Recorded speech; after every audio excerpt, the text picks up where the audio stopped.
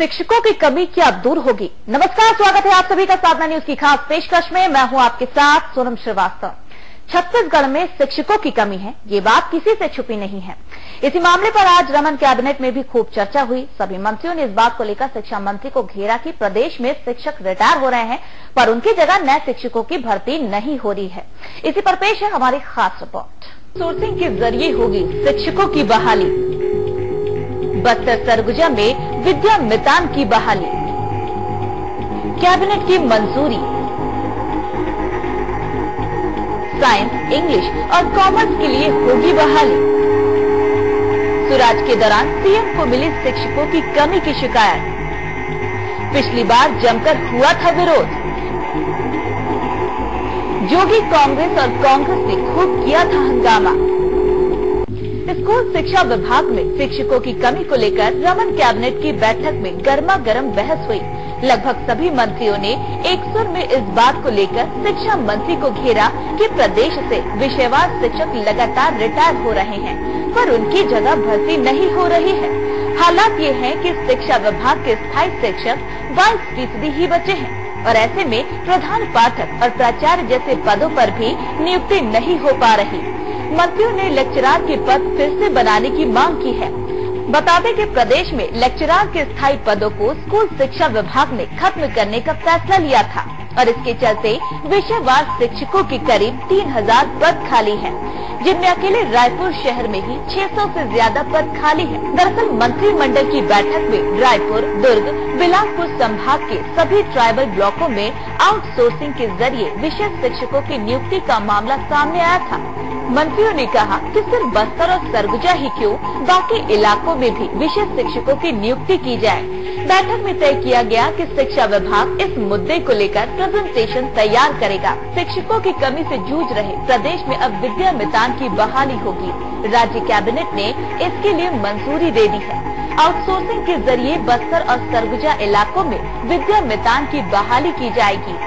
पहले चरण में बस्तर और सरगुजा संभाग में इंग्लिश, मैथ, कॉमर्स और साइंस सब्जेक्ट के लिए आउटसोर्सिंग के जरिए विद्या मितान के पद भरे जाएंगे। विद्या मितान के नाम से शिक्षकों का पद सृजित किया गया है, जिनकी बहाली प्लेसमेंट एजेंसी के जरिए की जाएगी।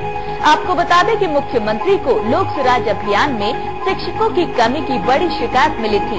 रायपुर, दुर्ग और बिलासपुर के अधिसूचित अनुसूचित जनजाति के विकास खंडों और इन संभागों में हाई स्कूल व हायर सेकेंडरी के 1882 पद खाली है, जो कुल पदों का लगभग 40% है। हालांकि इससे पहले भी आउटसोर्सिंग के जरिए शिक्षकों की बहाली की कोशिश पर सरकार को खूब विरोध का सामना करना पड़ा था। अजीत जोगी की पार्टी ने जहां बेरोजगारों की बड़ी लिस्ट तैयार कर ली थी, तो वहीं कांग्रेस ने भी सदन से लेकर सड़क तक बड़ा विरोध जताया था। ब्यूरो रिपोर्ट, साधना न्यूज। आउटसोर्स।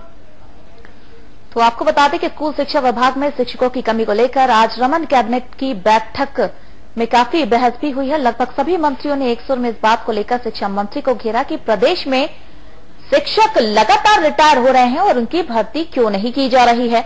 हालात ये है कि शिक्षा विभाग के स्थायी शिक्षक 22% ही बचे हैं और ऐसे में प्रधान पाठक और प्राचार्य जैसे पदों पर नियुक्ति नहीं हो पा रही है। गुरु ब्रह्मा गुरु विष्णु गुरु देवो महेश्वरा, गुरु साक्षात परम ब्रह्मा, तस्मै गुरुदेव नमः। कहते हैं कि किसी भी देश की नींव को बनाने के लिए शिक्षक की अहम भूमिका होती है, लेकिन जरा सोचिए अगर उस देश में अगर शिक्षक ही ना हो तो उस देश का भविष्य क्या होगा। इस पर चर्चा करने के लिए तमाम हमारे मेहमान रायपुर स्टूडियो से जुड़ गए हैं, उनसे आपका तारुफ करवाते हैं। तपेश गुप्ता शिक्षाविद हैं, वो हमारे साथ जुड़ गए हैं। तपेश जी, आपका बहुत बहुत स्वागत है साधना न्यूज पर। बाबूलाल शर्मा वरिष्ठ पत्रकार है, बाबूलाल जी भी हमारे साथ जुड़ गए हैं, आपका भी बहुत बहुत स्वागत है साधना न्यूज पर। इसके साथ ही कविता शर्मा उपाध्यक्ष नगर पंचायत घरघोड़ा से, आपका भी बहुत बहुत स्वागत है। सबसे पहले तपेश जी आपके पास आना चाहूंगी, क्योंकि शिक्षा को लेकर इससे पहले भी आपसे सवाल जवाब का सिलसिला इससे पहले की डिबेट में मेरे साथ हो चुका है। एक बार फिर से यही सवाल खड़ा होता है कि आखिरकार क्यों रायपुर में, क्यों छत्तीसगढ़ में शिक्षा की कमी है, आखिरकार शिक्षकों की भर्ती क्यों नहीं हो पा रही, लगातार ऐसे सवाल क्यों सामने आ रहे। सबसे पहला सवाल आपसे तपेश जी।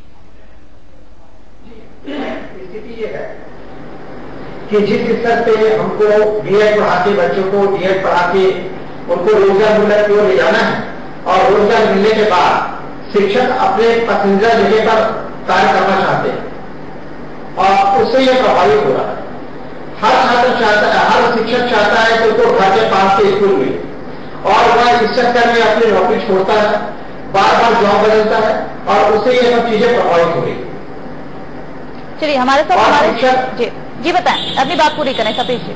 शिक्षक जो है वो दूसरे जॉब के लिए भी ट्राई करते रहता है, इसका उसका शिक्षक प्रति रुझान नहीं होता। आज प्राइमरी स्कूल से लेकर कॉलेज तक सिर्फ एक ही नारा रहता है कि हमको प्रशासकीय अधिकारी बनाना है। तो वो जुनून युवा वर्ग में बड़ा सर चढ़ के बोल रहा है, और परिणाम यह है कि शिक्षकों की कमी होती जा रही है, और हर कोई प्रशासनिक सेवा या बैंकिंग सेवा के लिए ट्राई कर रहा है। एक अच्छा शिक्षक पैदा नहीं हो रहा है। एक अच्छा शिक्षक बनाने के लिए जो उसकी गुणवत्ता की ओर ध्यान देना चाहिए वो हम नहीं दे पा रहे। बिल्कुल। हमारे अगले मेहमान बाबूलाल शर्मा जी भी हमारे साथ जुड़े हैं, जो कि वरिष्ठ पत्रकार हैं। बाबूलाल जी, इस मुद्दे पर आपसे भी मेरी काफी चर्चा हो चुकी है। इससे पहले भी शिक्षा की गुणवत्ता को लेकर हम डिबेट कर चुके हैं। एक बार फिर से एक सवाल उठता है, जो सवाल मैंने तपेश जी से किया, आपसे भी करना चाहूंगी। आखिरकार क्यों ऐसे हालात बन रहे हैं? क्यों नहीं ये जो शिक्षा का स्तर है सुधरने का नाम क्यों नहीं ले रहा है? आखिरकार लगातार शिक्षकों की कमी के जो सवाल है खड़े होते जा रहे हैं, लेकिन शिक्षकों की कमी पूरी क्यों नहीं हो पा रही? आपसे सवाल। देखिए, जहाँ तक पहली बात है तो सरकार इस मामले में कहीं बहुत ज्यादा गंभीर दिखाई नहीं दी। बातें तो बहुत हुई है, लेकिन गंभीर नहीं दिखाई दी। विधानसभा में इस बात का संकल्प प्रस्तुत किया गया था कि आउटसोर्सिंग के माध्यम से जहाँ जहाँ कमी है, खास करके बस्तर क्षेत्र में, सरगुजा क्षेत्र में जहाँ पहुंच नहीं है, वहाँ जो है आउटसोर्सिंग के माध्यम से और खास विषयों को लेकर के आदिवासी बच्चों के लिए भर्ती की जाएगी। वो हो रही है, लेकिन उतनी संख्या में नहीं हो रही है। दूसरी चीज ये, जिस तरह बस्तर में आपको कमी है और आप उसको भरने के लिए आप उस का मामला ले रहे हैं, पूरे प्रदेश में स्थितियां बहुत खराब है। अभी आपने आंकड़े जो प्रस्तुत किए हैं, रायपुर जिले के आंकड़े प्रस्तुत किए हैं, प्रदेश के प्रस्तुत किए हैं, उससे साफ जाहिर हो रहा है कि आपकी हर तरफ जो है ये शिक्षकों की कमी से जूझ रही है सरकार। आखिर क्यों नहीं हो पा रहे हैं? रिटायर होने वाले जो लोग हैं उसके बाद में भी स्थितियां खराब हुई। मेरा तो एक व्यक्तिगत मत यह है कि शिक्षक कभी बुरा नहीं होता, ज्ञान कभी कम नहीं होता, और जिसके पास भी ज्ञान है, यदि वो बुजुर्ग भी है, तो उस शिक्षक से भी किसी न किसी रूप में कोई योजना बना करके बच्चों को पढ़ाने के लिए और उसका उपयोग किया जाना चाहिए। मेरा व्यक्तिगत मत ये है, सरकार इस बात पर सोचे। जब हम प्रौढ़ शिक्षा की बात को करते थे, उसके बाद में हमने जो है साक्षरता की बात की, और साक्षरता के लिए हमने बुजुर्गों को भी शामिल किया पढ़ने में, पढ़ाने में। तो इस तरह से जो है कोई ऐसी योजना भी ले आए जिसमें वो घर माने ये शिक्षक भी कहीं कहीं इन्वॉल्व हो, क्योंकि इनके पास ज्ञान का भंडार है, अनुभव का भंडार है। आप नई भर्तियां तो करिए ही करिए, क्योंकि रोजगार भी आपको देना है और शिक्षक बढ़ाने भी है, लेकिन इन ज्ञानवान लोगों का भी उपयोग कहीं न कहीं शिक्षा के क्षेत्र में लिया जाना चाहिए। ये सोच सरकार के अंदर कहीं कहीं पैदा होनी चाहिए, उठनी चाहिए, और इसको कहीं न कहीं इम्प्लीमेंट करना चाहिए। सुनो, चलिए हमारी अगली मेहमान कविता शर्मा भी हमारे साथ जुड़ी। कविता जी, लगभग 3000 ऐसे पद हैं जो कि शिक्षकों के खाली पड़े हैं।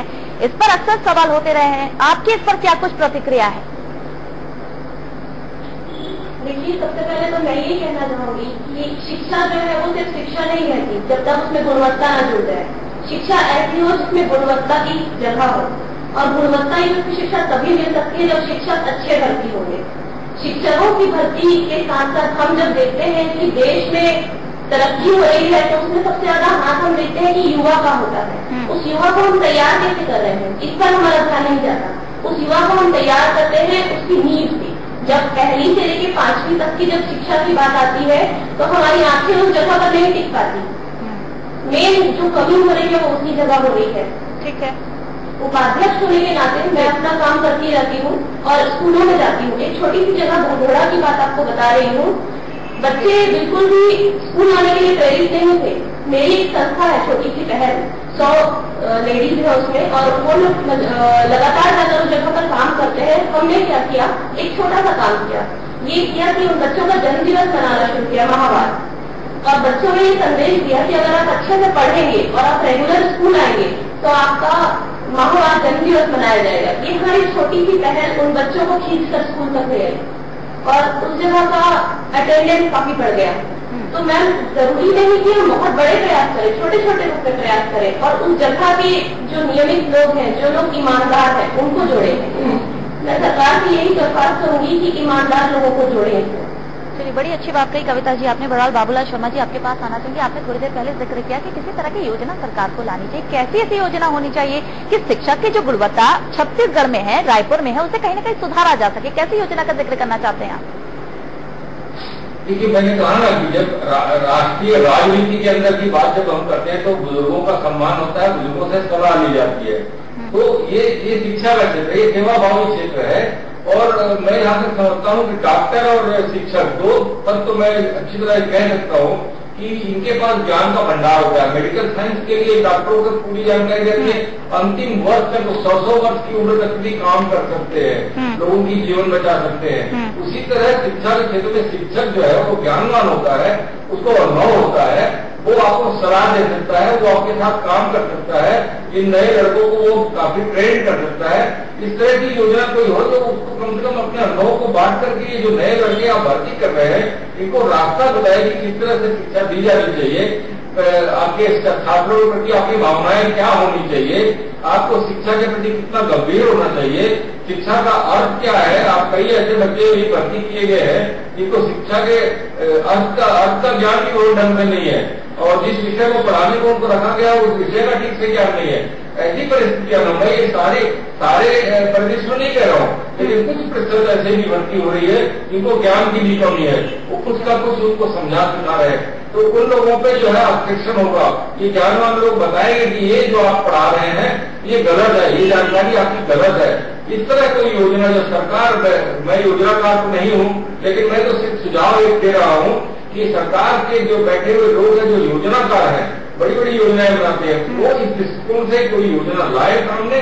लेकिन प्रौढ़ शिक्षा का वातावरण था, बाद में जब साक्षरता आई तो प्रौढ़ शिक्षा को उसमें समाहित कर दिया गया। बुजुर्गों की लड़कों बच्चों के सामने समाहित करके साक्षरता का अभियान शुरू किया गया और प्रौढ़ शिक्षा में समाप्त किया गया और वहां पर ज्ञानवान लोगों का समावेश किया गया, लोगों को प्रेरित किया गया। उसी तरह जो है यह कोई योजना बननी चाहिए। जी सोनम। तपेश जी, क्या आप बाबूलाल शर्मा जी की बातों से सहमत है? उनका जो सुझाव है, क्या सहमत हैं आप इससे? ऐसा होना चाहिए? बिल्कुल, ये बात बिल्कुल सही कह रहे हैं।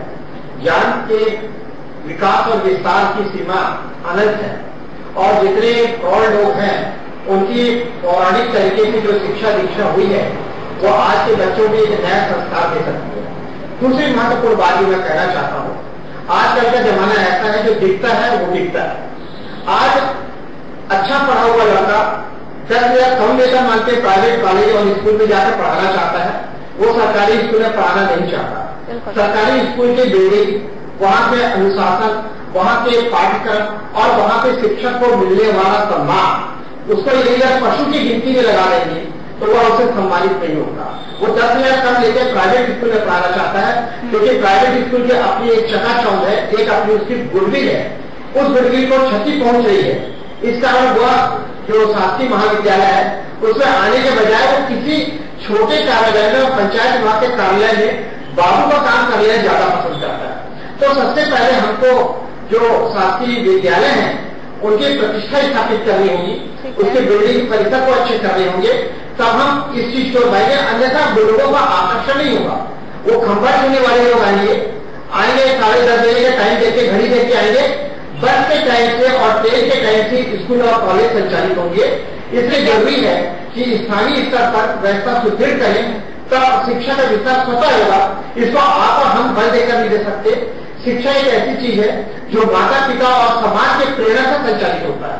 इसे किसी दबाव या राजनीति या किसी हस्तक्षेप नहीं किया जा सकता। ठीक है। एक और महत्वपूर्ण चीज है, आधे से ज्यादा शिक्षकों को, मतलब महत्वपूर्ण शिक्षक जो योग्य और सक्षम है, उन पर प्रतिनियुक्ति पर रख लिया जाता है।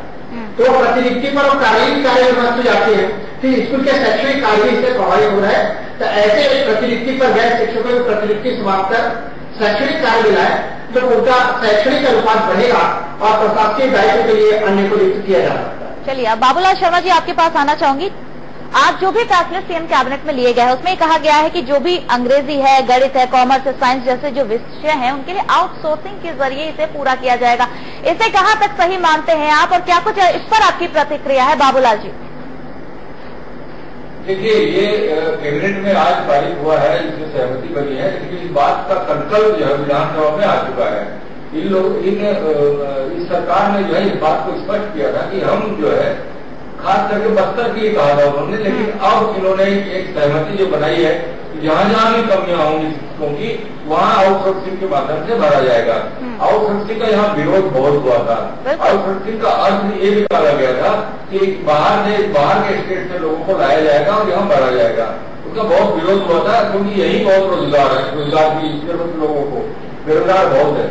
उस चीज पर भी ध्यान देते हुए, आउटसोर्सिंग नाम न देते हुए आप ये कहिए कि इस पद को भरा जाएगा। इसमें आउटसोर्सिंग की जरूरत होगी तो वो भी की जाएगी। जब हमारे लड़कों को, जो योग्य लड़के, मैं ये नहीं कहता कि अयोग्य को भर लीजिए, जो योग्य है, जो पढ़ाने की योग्यता रखते हैं, जिनके पास इस प्रकार का ज्ञान है और अनुभव भले ही न हो, अनुभव धीरे धीरे आ जाएगा, उनको लिया जाए। और उसके साथ में जहाँ लगता है आपको कि अंग्रेजी के शिक्षक हमको छत्तीसगढ़ में नहीं मिल रहे हैं, या इकोनॉमिक्स से नहीं मिल रहे हैं, या और किसी विषय के नहीं मिल रहे हैं, तब फिर जो है वो आउटसोर्सिंग का प्रयास किया जाना चाहिए। उससे क्या है, संतुलन बनेगा। और निश्चित रूप से हमारे यहाँ भी हमको बेरोजगार लोगों को रोजगार देना है, ये प्रसंग भी है, उसको भी समापन करने का अवसर मिलेगा। और जिस तरह से भी हो, मैं तो कहता हूँ जिस तरह से भी हो, जहाँ जहाँ कमियां है प्रदेश भर में, वहाँ की कमियों को पूरा किया जाना चाहिए। और एक बात है कि प्राचार्य अगर आपके स्कूल में न हो तो आपका एडमिनिस्ट्रेशन कैसा होगा, आपकी दिशा कैसे तय होगी। इसलिए जो है जहाँ प्राचार्य नहीं है वहाँ पर प्राचार्य जरूर रहने चाहिए। मैं तो ये नहीं कहता हूँ कि प्राचार्य अनुभव का नाम है, प्राचार्य होना अनुभव का नाम है। इसलिए जो है प्राचार्य पद पर जो रिटायरमेंट का टाइम है उसको बढ़ा दिया जाना चाहिए। यदि प्राचार्य की योग्यता रखने वाला कोई व्यक्ति है तो वो 2 साल 3 साल उसका जो है एक्सटेंशन भी दिया जाएगा, ये भी किया जा सकता है।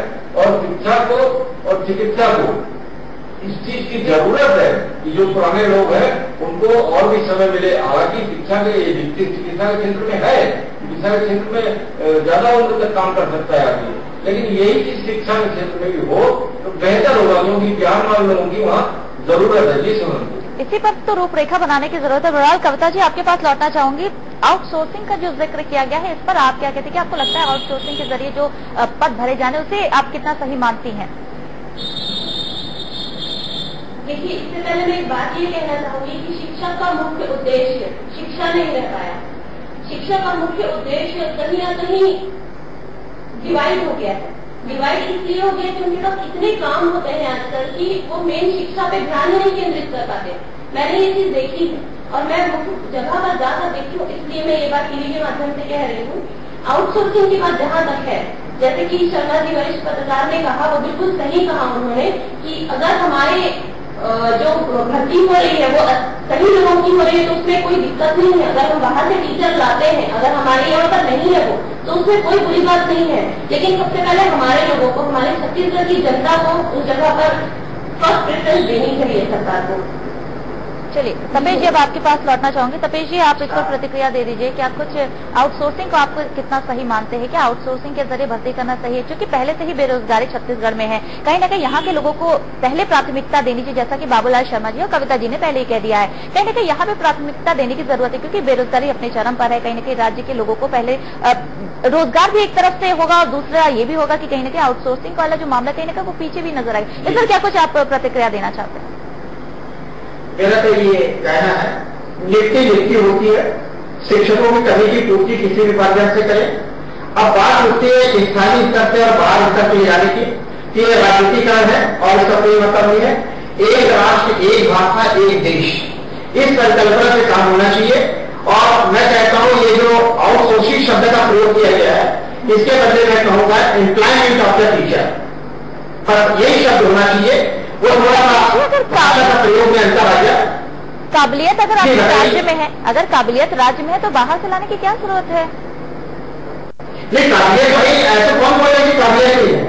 मैं यहाँ पे बता सकता हूँ, मैं तो कॉलेज में प्रोफेसर हूँ, मेरे यहाँ के अच्छे अच्छे बच्चे ढूंढ रहे हैं, उनको रोजगार नहीं मिल रहा है। अब ये आउटसोर्सिंग का मतलब गवर्नमेंट के कहने ये है कि हम लमसम में ग्रांट देंगे और उसके आधार पर शिक्षक की नियुक्ति करनी थी।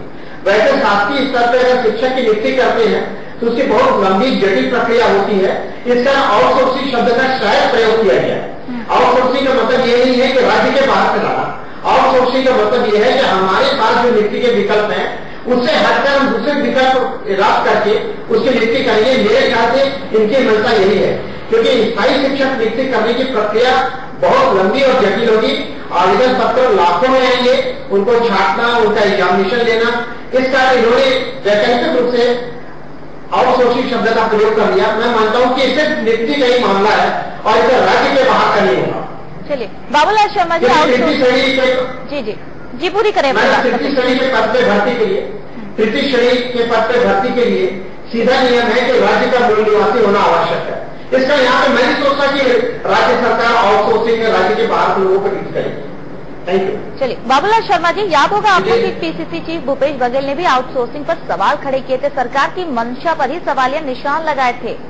आप क्या कहेंगे? बिल्कुल ठीक कह रहे हैं आप। तपेश जी ने जो एक बात कही है वो एक तकनीकी ढंग से इस बात को रख दिया उन्होंने, क्योंकि भारतीय जनता पार्टी की सरकार है और मैं आपको एक बात बता रहा हूं कि तकनीकी तरीके से बोलने की जरूरत नहीं। ये तो बड़ा स्पष्ट है कि आप मुझे ये बताइए कि देश का कौन सा ऐसा दूसरा राज्य है जहां छत्तीसगढ़ के बच्चों को नौकरी शिक्षा की शिक्षक की मिलती हो। हर राज्य में अपने अपने क्षेत्र के बच्चों को, बेरोजगारों को शिक्षा के क्षेत्र में नौकरी मिलती है। बाहर का काम तो शायद ही किसी राज्य ने अभी तक सोचा हो, लेकिन मैं ये नहीं कहता कि आउटसोर्सिंग नहीं होनी चाहिए, क्योंकि हमारे यहाँ अगर उस योग्यता का कोई व्यक्ति न मिले, मैं वही कह रहा था कि आपको यदि किसी कोर्स में पढ़ाने वाला बच्चा यहाँ उस लायक न मिले तो निश्चित रूप से आउटसोर्सिंग करनी चाहिए, कोई बुरी बात नहीं है। हमको हमारे बच्चों को पढ़ाना है, हमारे आदिवासी बच्चों को इंग्लिश पढ़ाना है, मैथ्स पढ़ाना है, इकोनॉमिक्स पढ़ाना है, अन्य विषय फिजिक्स पढ़ाना है, ज्योग्राफी पढ़ाना, सब पढ़ाना है। किसी चीज से हम वंचित करना नहीं चाहते, लेकिन ये विषयों के यदि हमारे यहाँ कोई योग्य है तो फिर हम दूसरी जगह से क्यों लाएंगे, ये प्रश्न जरूर खड़ा होता है। और ये जुनाई प्रश्न है, कोई सरकार भी नहीं कर सकती। इस बात पर ध्यान सरकार को देना ही होगा। जी चलिए कविता जी आपके पास आ जाते हैं। अब आप ही बता दीजिए मुझे कैसी रूपरेखा होनी चाहिए ताकि यहाँ की गुणवत्ता सुधर सके, शिक्षकों की कमी दूर हो सके, कैसी रूपरेखा होनी चाहिए? रूपरेखा एक ऐसी तय हो जिसमें शिक्षकों का भी समय समय पर आकलन किया जाए, क्योंकि कहीं न कहीं शिक्षा का उद्देश्य खो चुका है। और आप खुद ही देख सकती है कभी जाकर कि अगर हम एक बच्चे से उसका नाम भी पूछते हैं, हाई स्कूल के बच्चे से, तो वो अपना नाम खुद से नहीं लिख पाता। तो क्या हमने ऐसी शिक्षा व्यवस्था की कल्पना की थी? कभी नहीं। तो मैं ये कहना चाहती हूँ कि अगर एक शिक्षक ठान ले तो क्या नहीं कर सकता। तो यहाँ के शिक्षकों में वो बात क्यों नहीं आ रही है, क्या कमी रह जा रही है? सरकार को सबसे पहले ध्यान इस चीज पर देनी चाहिए। और दूसरी बात ये कि जो बच्चे नहीं कर पा रहे हैं, हमने एक प्रणाली बना ली कि हर बच्चे को हमें आगे भेजना है। हमारी सबसे बड़ी कमी इसे वहीं पर लगती है, क्योंकि उसे पता है कि उसे आगे जाना ही है, चाहे कोई कुछ भी कर ले, वो नहीं पढ़ेगा तो भी वो आगे जाएगा। तो यहाँ पर हमारी सबसे बड़ी कमी शुरू होती है। अब आप खुद ही देख सकती हैं, आंकड़े 9th क्लास में सबसे ज्यादा ड्रॉप आउट होते हैं, सबसे ज्यादा फेलियर होते हैं। तो आप बताइए कि जो 9 साल तक बच्चा बिना कुछ सीखे पहुंच जाएगा तो वो आगे क्या करेगा, किस जगह पर जाएगा, उसकी क्या नींव रह जाएगी। चलिए तपेश जी आपके पास शिक्षा प्रणाली में सुधार बहुत जरूरी है। चलिए तपेश जी आपके पास लौटना चाहूंगे, क्योंकि एक शिक्षक जाने कितने बच्चों का भविष्य संवारता है, बनाता है, उसे इस काबिल बनाता है कि अपने पैरों पर खड़ा हो सके, देश का नाम रोशन कर सके। ऐसी वो कौन सी कमियां हैं तपेश जी जिस पर सरकार को सोचने की जरूरत है, विचार मंथन करने की जरूरत है, ताकि ये जो समस्या है उसे जड़ से उखाड़कर फेंका जा सके? जी सबसे पहली बात है कि मैंने पहले ही लाइन कही, समाज का तपेश जी समाज का समर्पण होना चाहिए। दूसरी चीज ये है कि हम अपने बच्चों को संकल्पित लेकर, सिर्फ मेरे घर का बच्चा पढ़ने जा रहा है इसलिए नहीं, पड़ोसी का बच्चा भी जा रहा है तो मुझे उसके प्रति रुचि और स्नेह रखना चाहिए, जिसका आज अभाव है। शिक्षक बीएड पढ़ रहा है पर छात्रों से कैसे व्यवहार करना चाहिए, पालकों से कैसा व्यवहार और मृदु संबंध रखने चाहिए, जो पारिवारिक परिवेश को रखना चाहिए, वो नहीं है।